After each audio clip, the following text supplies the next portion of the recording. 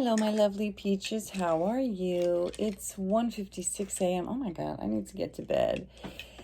Just a quick intro to say this video is a little bit of a ramble. It's not that long, but I do go a little bit off tangents. It is meant to be a Karen Reed update for day 26 and my thoughts. And the quick version, if you don't want to stick around for the whole thing, is, I don't know. I feel pretty sure that she actually is the one who hit him with her car. I feel like that is certain. But did she do it on purpose? That part has not been proven to me yet. Maybe they're building up to it. Maybe he'll get there. Lolly will get there. Maybe not. There's a ton of reasonable doubt, but maybe at the end of it all, it won't be reasonable and it'll just be obviously deflections. And I am currently still on the fence, and I may live here forever.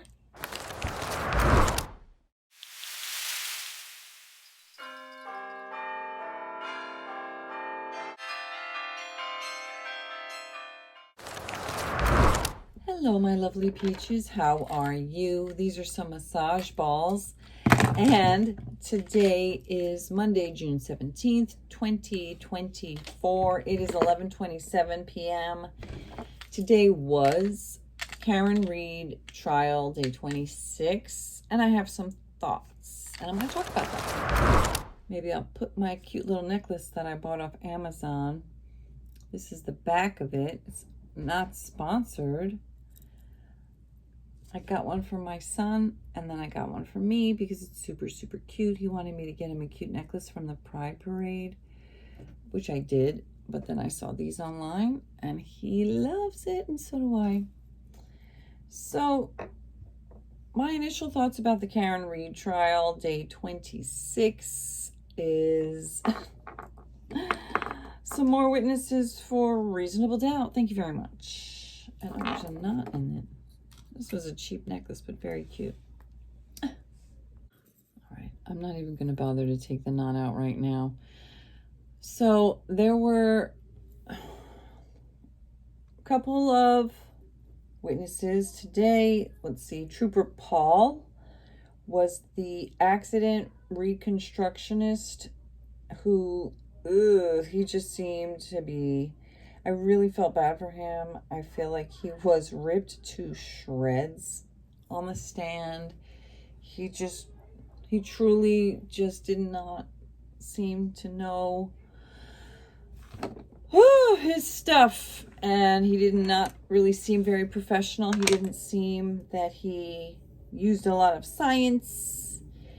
And defense attorney Alan Jackson made him look pretty stupid, I have to say. And it was really bad. It was awful to see. And, you know, it was like, how did his cell phone get under his body? It just did. Then, you know, Alan Jackson starts like making fun of him, basically. Like, so you're saying he did a pirouette? He said he got sideswiped by her SUV, and then he basically kind of spun. He also said that he thinks, Trooper Paul, he thinks that, let's see, do I have a glass? That he might have had his glass in his arm, and he like had his arm up like this, and he got hit in the arm. And Alan Jackson is like, and he didn't break his arm. No fractures, no nothing. So it just really seemed like a really shoddy report. You know, I wanted to like the guy, you know, and then I have a couple of people who have commented about, like, they basically seem kind of PO'd that I'm expressing doubt. Like, oh. And I'm not expressing doubt as in, I think that the Alberts and the McCabe's and Brian Higgins and even necessarily the police, like, I don't believe that they planted evidence and that they framed her, but I do believe they did a really bad job. Their experts are not convincing me. In fact, their experts are giving me reasonable doubt. I mean, maybe she hit him with her car. Not maybe. I mean, I guess what I'm coming, it's really dark. I guess what I do believe that she probably hit him with her car. I think that much is true. Let's see. We're going to put this. But did she do it on purpose is what it's coming down to. Like, to me, you can't even see me at all. To me, it's like, okay, is it manslaughter? Involuntary manslaughter? Again, maybe more evidence is coming out and I will be like, oh, dang, that was not a mistake. Or she definitely knew. But like, I feel like, well, it's kind of hard to imagine that they're in the car, they're arguing. He gets out of the car to go into this party that she doesn't want to go to, probably because she knew that he was going to find out about Brian Higgins. And you're over here talking about, I'm trying to be the best mama I could be and the best girlfriend and blah, blah, blah. And when the fact of the matter is, no, actually, you're trying to fuck his friend is what you're trying to do.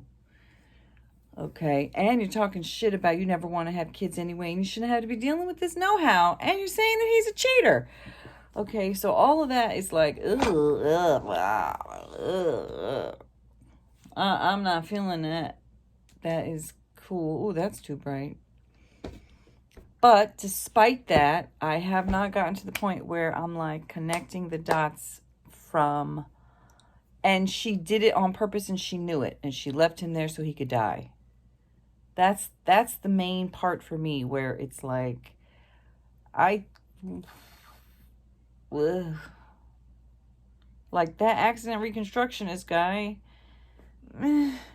he seemed to be so like, yeah, I showed up and I was like, yeah, he probably did a little spinny poo and he flung over there and then he hit his head on the curb, and then Alan Jackson's like, well, then how did he end up 10 feet off away from the curb?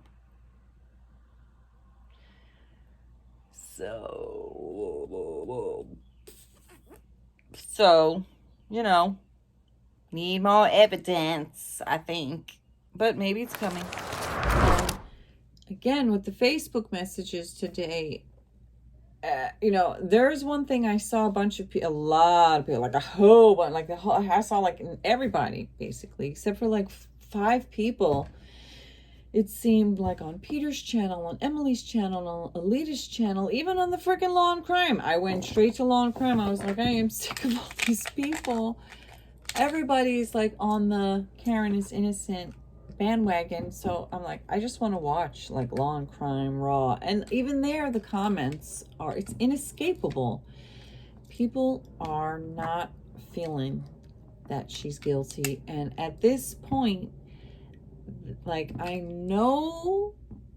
think I know that there's some voicemails coming. These messages that came out today.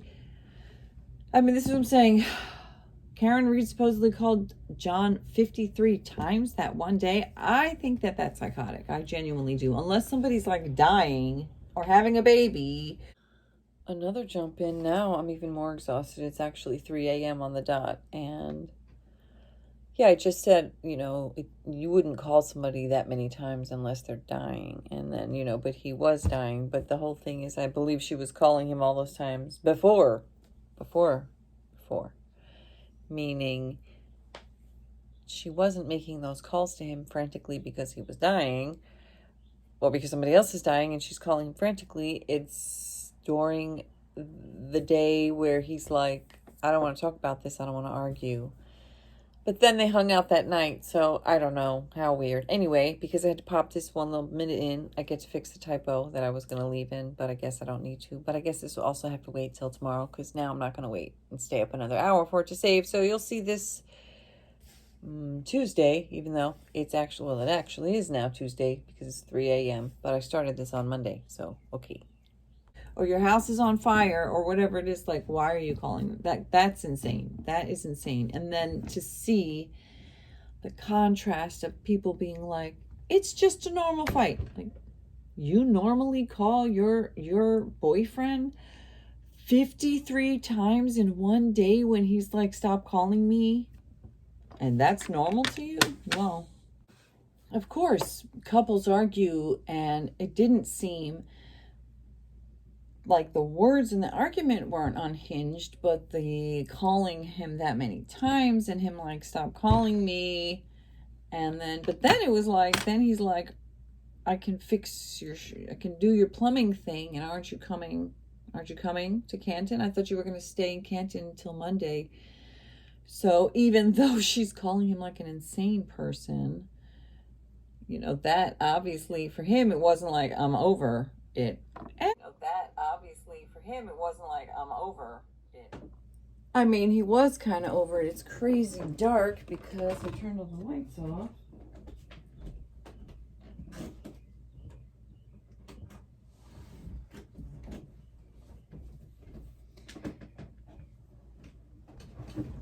He was over the fighting. And I do believe that he, you know, like she did jump from, she was mad because he was mad about whatever she was spoiling the kids. And from what I gathered from the text messages that he was trying to say was that, oh, by the way, I did buy my son a ring. I bought both my sons a ring. My younger son lost the ring. I bought the, anyway, I did buy him a ring. Maybe I'll show you. Okay. What was I saying? I distracted myself with the ring. Well, I'll just take a second to say I spent half an hour searching for a ring for my older son. And then I decided to go back and get one for my younger son. So, stop. You must be on something. Hold on. So I bought myself this ring, and then I bought this one for my younger son, and I bought a different ring for my oldest.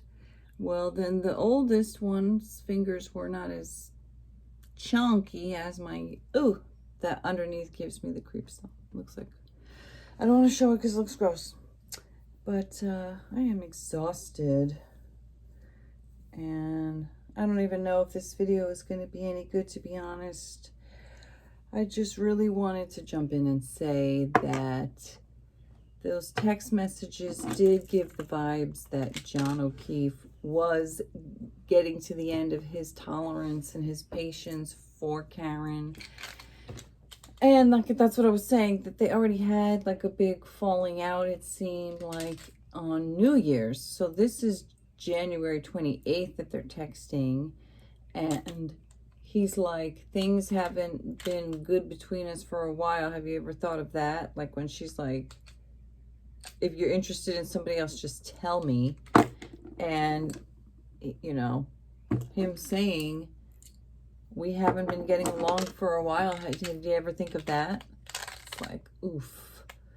You know, so the fact of the matter is that night they were at the bar and they seemed to be having a great time. And I saw on the video how he was hugging her. He greeted her warmly. He rubbed the small of her back. She leaned in and gave him a kiss. And there was that. So despite what had happened in the daytime on the Facebook messages thing, you know, he was still open to her. And that's the thing I was saying. He didn't seem like he was over it in the sense that he, you know, she said, tell me if you, what was the wording she used? If you're not that into it, or whatever she said, you know, if you're not into it, just let me know, and you'll never hear from me again, or whatever. And, you know, he never said, he's like, I thought you were going to come here for the weekend. We're counting on you for a ride. I'll do the plumbing thing on Monday. Why didn't you just ask me and Pa, or whatever he said, you know? And here, I'll show you real quick so you can see the underneath of the ring. Oh, creepy, creepy, creepy. I have trypophobia. I've mentioned it many times. If you look up the word trypophobia, then it triggers trypophobic people because it shows you. But it's basically, I used to call it a claustrophobia when I was younger. And it's not really a phobia. It's more like I get insanely disgusted and grossed out. And I love the ring, but when I keep seeing underneath, it looks like a mushroom, which also grosses me out. So anyway, my older son has that ring. And yeah, okay, back to the rest of the video. But I want to just make sure that I did point out the point of this little add-on, which was to say, I do think that John O'Keefe was definitely going to be breaking up with her, or may have already broken up with her. But, you know, sometimes the breakup period is a little bit of like not clean. And, you know, maybe you have hopes for that last chance, or, you know, you don't really want to end it. You wanted it to work, but it's not, and it's hard to admit or face it. Or, you know, anybody who has ever had a relationship knows that breaking up is not easy, and it's not always clean and smooth. So I am very curious about what else they're going to present in the next coming days of trial. And considering the testimony that the Sullivan sisters, Marietta and Laura Sullivan was mentioned, because there's some text messages. I guess they're going to get into it, but I think they're going to get into it on Thursday, I believe, because tomorrow is voir dire, which means, well, what it means in this case is that there are some witnesses that the defense wants to bring on, but they have to voir dire them, which is to ask them questions and see if the judge will allow it. And they need to be voir dired before they can decide whether or not they're going to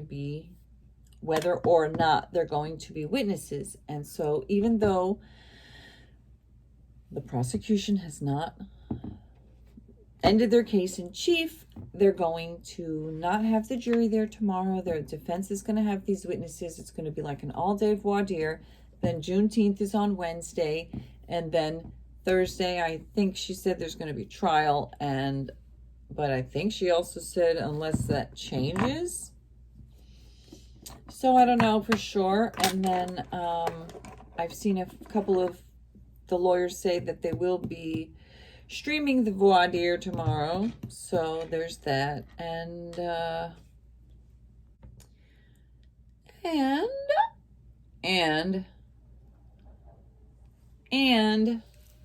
what else? So, I did agree with Peter Tragos that I do not believe that Jen McCabe made that "How's long to die in cold" search at 2:27 a.m. I feel that they have proven to me that was like Celebrite data extraction stuff, and she really did do the search at 6:23 and 6:24 a.m. I believe that. What else? I do believe that they are beginning to show a pattern of an unhinged woman, which they started to lay the groundwork when they talked about the New Year's Eve in Aruba and Marietta Sullivan and Laura Sullivan. And I believe there's some text messages between Laura and Karen that are going to be talked about soon enough. Well, kid.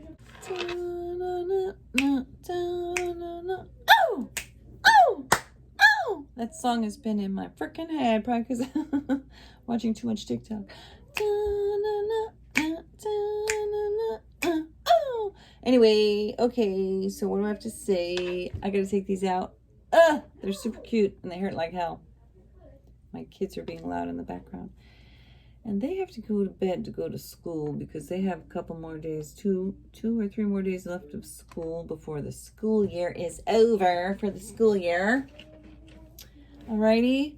So, guys, that freaking hurt, and that also looked pretty nasty. Ew. That hurts. This is why I don't ever wear earrings, because I can't. They hurt after like 5 minutes. So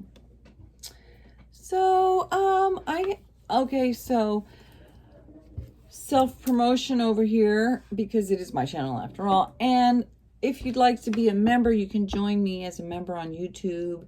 That will help to support the channel. If you do enjoy my videos and you would like me to make more videos more often, your support is what will help that. you can also support me on Patreon as well. There are tons of videos that are for Patreon and or members that are not available to the public. And this weekend I deep dove and I had a reaction to a Facebook message that I received from basically a stranger, a cousin I have never met ever, who is, I guess, a flying monkey for my biological mother that I've been in no contact with for 45 years and counting. So if you're interested in hearing, I basically wrote out like, I don't know, like 75 pages that I then texted and like AI versioned it, and it's there on my YouTube channel for Patreon members or YouTube members if you're interested. So, but that's all very personal stuff, and it's about going no contact. So if you have any interest in either in me personally, and or if you've gone no contact with someone, you want to go no contact with someone, or someone's gone no contact with you, and you're interested in hearing a perspective about it, I talk about it. Although I do get very into all my personal reasons of why and everything. But it's also talking about the fact that sometimes, a lot of times, when you go no contact with a specific person, there are a lot of people who you don't necessarily want to go no contact with that you have to go no contact with, because those people love and care for the person you need to go no contact with. And for whatever reasons, a myriad of reasons, they just don't ever understand it from your point of view, and they never will. And they will always encourage you to, oh, get over it and get back together. Oh, they miss you. All that crap. Okay, so if you're interested in that, that's on my Patreon or YouTube member channel. And, I was thinking, like, am I going to make another long, in-depth video? Am I going to keep on making in-depth videos about Karen Read? I don't know. I'm going to be honest. I'm getting to the kind of like the end of it. Like, I know that the defense hasn't put their case in chief on yet. And then there's the rebuttal. But it's just like, seriously? The fact that there's this much doubt still. And I get it. There's still like a few holdouts who are like, Karen Read is guilty. And maybe when we hear those voicemails and we see those other messages, it will all finally unravel for the defense. And like I say in every single video, you didn't see the thing. Like I say in every single video, maybe the next day, maybe the next witness, maybe the next bit of evidence will be that bombshell, or that little bit of evidence that just tips the scale, where it's like, oh shit, she's guilty as fuck. Or maybe at the end of this week or next week or whenever this trial finally ends, won't end the end of this week, we'll finally have an answer. Honestly, I just hope that it's not a hung jury, because then that means that they're going to start all over again, unless the prosecution realizes there's no way in hell we can do this again. But hopefully, whatever the answer is, it will be a definitive verdict. And again, maybe there'll be some bombshells. Maybe he had the bombshells and he's waiting to detonate them at the last minute. Or if more bombshells just keep coming out like duds. Okay. All right. Did I already show you my ring that I bought? Where did it go? It's so beautiful. I thought I was buying it for my son. Well, I was searching for a ring for my son. Look. It is so cool. Actually, I just realized, so when I was 18, you can't even see it. Let's see.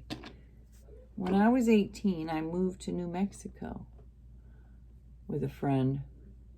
And it was like 2,500 miles away from where I grew up. And I did love it. But then I came back after like 4 months. And anyway, so when I was at the Pride Parade, I was looking for a ring for my son. And I found this ring. It's so cool. It's like a New Mexico scene. I wish you could see it better. So I ended up buying it for myself.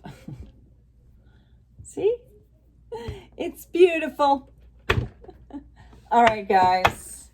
Thank you for being here. Don't forget to hit like, hit share, hit subscribe, hit the bell so you don't miss any notifications for the next video.